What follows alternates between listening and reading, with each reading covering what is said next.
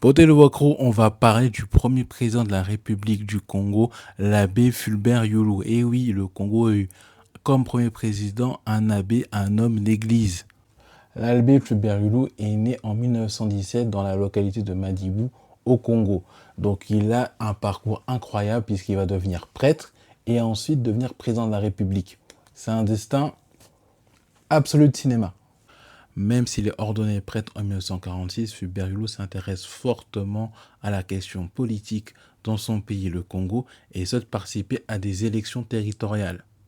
Notez bien ça.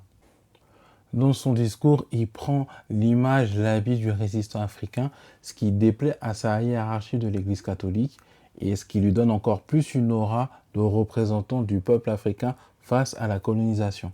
En 1956, Yulu crée son propre parti, l'Union démocratique des intérêts africains.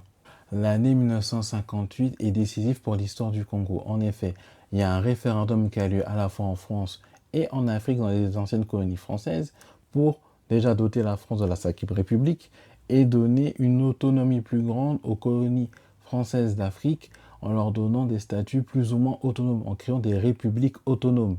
Le 28 novembre 1958, la République est proclamée. Le Congo devient une république.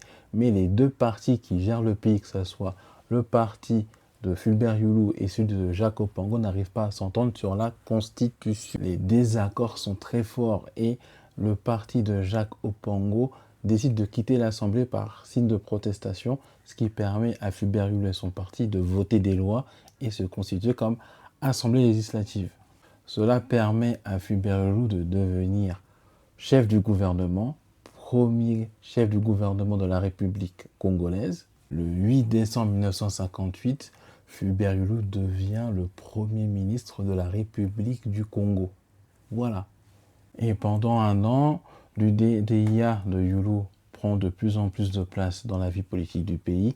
Et en novembre 1959, ce qui devait arriver arriva. Yulu devint le tout premier président de la République du Congo. Voilà, maintenant tu sais comment un homme d'église est passé de prêtre à président. Dis-moi ce que tu en penses et si tu as d'autres choses à ajouter sur ces histoires, n'hésite pas à les partager et nous on se retrouve pour d'autres découvertes. Ciao!